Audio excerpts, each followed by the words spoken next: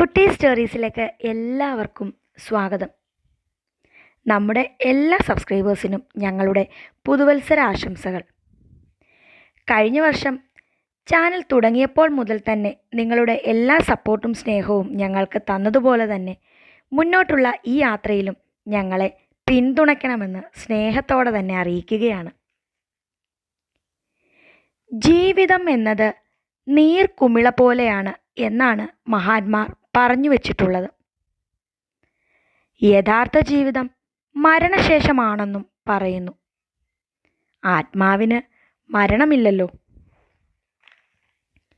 ഇന്ന് ഞാൻ പറയാൻ പോകുന്നത് എൻ്റെ ഒരു സുഹൃത്തിൻ്റെ അമ്മയ്ക്കുണ്ടായ അനുഭവമാണ്. അവരുടെ അറിവോട് കൂടി തന്നെ ഈ അനുഭവം ഞാനിവിടെ വിവരിക്കട്ടെ. ഒരു ദിവസം രാത്രി നല്ല ഇടിയും മഴയും ഉള്ളതിനാൽ സരോജിനി അമ്മയും കുടുംബവും നേരത്തെ തന്നെ കിടന്നിരുന്നു. രാത്രിയിൽ ഇടയ്ക്കിടെ കരണ്ടും ഇല്ലായിരുന്നു. എല്ലാവരും നല്ല ഉറക്കമായിരുന്നു. പെട്ടെന്നായിരുന്നു സരോജിനി അമ്മയുടെ കട്ടിലിൻ്റെ സൈഡിൽ ആരോ ഇരിക്കുന്നതായി അവർക്ക് അനുഭവപ്പെട്ടത്. എന്നിട്ട് ആ ആൾ അവരെ കുലുക്കി വിളിക്കുകയാണ്. എടീ, എന്തൊരു ഉറക്കമായത്, ഒന്നെണീറ്റേ, ഞാൻ വന്നത് നീ കണ്ടില്ലേ, വാ. അടുത്തിരുന്ന സ്ത്രീരൂപം അവരെ വിളിച്ചു. തൻ്റെ അനുജത്തി കമലയാണോ അത്? അവർ പാതി മയക്കത്തിലായിരുന്നു. കട്ടിലിൽ നിന്ന് എണീക്കാൻ സാധിക്കുന്നില്ല. പെട്ടെന്ന് തന്നെ അവർ എണീക്കാൻ ശ്രമിച്ചു. ആ തണുപ്പിലും അവർ വിയർത്തു.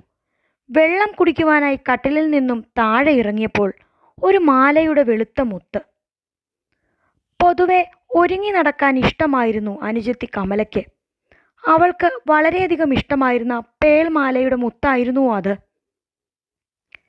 നല്ല പട്ടുസാരിയൊക്കെ ഉടുത്ത് ഒരു ഹാൻഡ് ബാഗും ഒക്കെ പിടിച്ച് തൻ്റെ അനുജത്തി. സരോജിനിയമ്മ ആകെ ഒന്ന് പേടിച്ചു. തൻ്റെ അനുജത്തി മരിച്ചിട്ട് ഇന്നേക്ക് 17-ാം ദിവസം. കഴിഞ്ഞ ദിവസം 16 അതിൻ്റെ പുലകുളി കഴിഞ്ഞ് അവർ ഇന്നലെ എത്തിയതേ ഉണ്ടായിരുന്നുള്ളൂ. എന്തായാലും അവർ ശരിക്കും പേടിച്ചുപോയി. അത് സ്വപ്നമാണോ അതോ സത്യമാണോ എന്ന് വിശ്വസിക്കാൻ പ്രയാസമായിരുന്നു.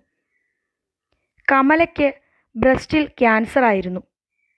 കുറേ ചികിത്സകൾ ചെയ്തു, എങ്കിലും ഫലം കണ്ടില്ല. ആൾ മരിക്കുക തന്നെ ചെയ്തു. ഏറെ പ്രിയപ്പെട്ട തൻ്റെ അനുജത്തി 3 മക്കളെയും ഭർത്താവിനെയും അമ്മയെയും സഹോദരങ്ങളെയും മാത്രമാക്കി അവർ പോയി. ആർക്കും മരണത്തെ തടുക്കാനാവില്ലല്ലോ. ജനിച്ചാൽ എന്നായാലും മരിക്കേണ്ടതല്ലേ. പിറ്റേന്ന് നേരം പുലർന്നപ്പോൾ തനിക്കുണ്ടായ അനുഭവം സരോജിനി അമ്മ തൻ്റെ മരുമക്കളോട് വിശദീകരിച്ചു. അത്ഭുതമെന്ന് പറയട്ടെ, തൻ്റെ മൂത്ത മരുമകൾക്കും ഇതേ രീതിയിൽ തന്നെ ഒരു അനുഭവം ഉണ്ടായിരുന്നുവെന്ന്. ഈ അനുഭവം ആരോട് പറഞ്ഞാലും വിശ്വസിക്കുവാൻ ഇത്തിരി പ്രയാസം തന്നെയാണ്. ഡൽഹിയിൽ വെച്ചുണ്ടായ മറ്റൊരു അനുഭവത്തെക്കുറിച്ചാണ് ഇനി പറയുവാൻ പോകുന്നത്. ഞങ്ങളുടെ സുഹൃത്തുക്കളിലൊരാൾ പങ്കുവച്ച അനുഭവമാണിത്. അനുഭവിക്കുന്നവർക്ക് യാഥാർത്ഥ്യവും കേൾക്കുന്നവർക്ക് കെട്ടുകഥകളുമായി തോന്നിയേക്കാവുന്ന ഒരു കഥ. ഡൽഹിയിലാണ് അഖിൽ ജോലി ചെയ്യുന്നത്. അവിടുത്തെ ഒരു മാധ്യമപ്രവർത്തകനാണ് അദ്ദേഹം. ഒരു രാത്രി ജോലി സംബന്ധമായ ആവശ്യങ്ങൾക്കായി അഖിലിന് കൻ്റോൺമെൻ്റ് റോഡ് വഴി യാത്ര ചെയ്യേണ്ടതായി വന്നു.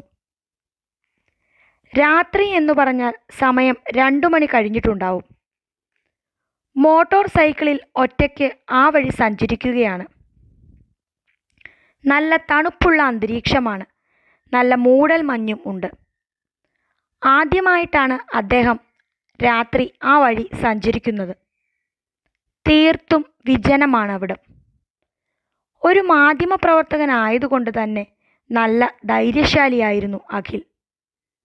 പക്ഷേ എത്ര ധൈര്യശാലിയുടെയും ഉള്ളിൽ അല്പമെങ്കിലും ഭയത്തിൻ്റെ അംശം കടന്നു വരുന്ന ഒരു സമയമുണ്ടാകും.